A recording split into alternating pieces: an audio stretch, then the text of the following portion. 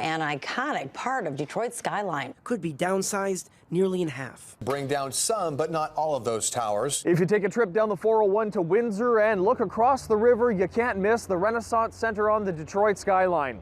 Completed in 1981, it remains Michigan's tallest building, but it struggles with vacancy. And after General Motors moves to a new location nearby, the plan is to tear down nearly half the building. The Renaissance Center coming down is actually a huge shock because it's iconic. Karen Chappell is with the University of Toronto. We've been checking in with her over the past few years as Toronto's downtown office vacancy rate ballooned to nearly 20% post-pandemic.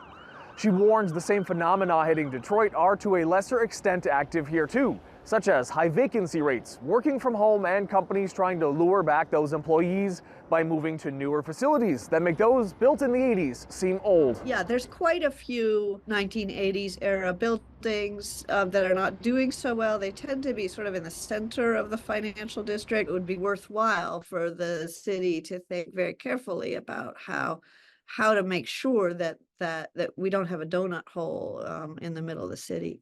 In our previous conversations, you had alluded to the fact that the economic health of the city was perhaps what it was at one point, but that the urban doom loop scenario, the dreaded urban doom loop, was not on our horizon. Do you still feel that way?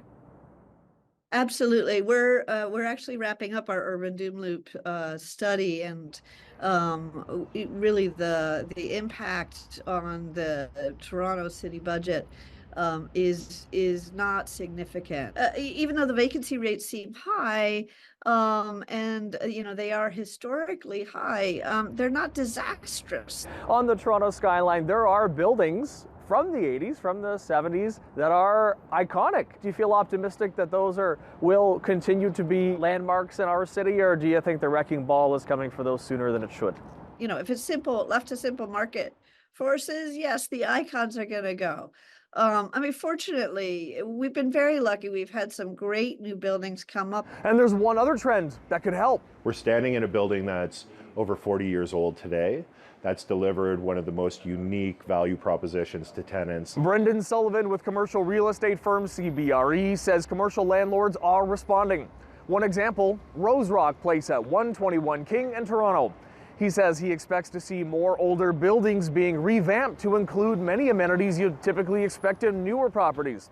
He adds, according to data published in his company's 2025 Real Estate Outlook, downtown vacancy may be turning toward recovery. We believe that demand is going to continue to accelerate through 2025. And although vacancy will be greater than it was in 2019, that opportunities for tenants and the confidence in the market are going to result in an escalated absorption. At King and York, David Zura, City News.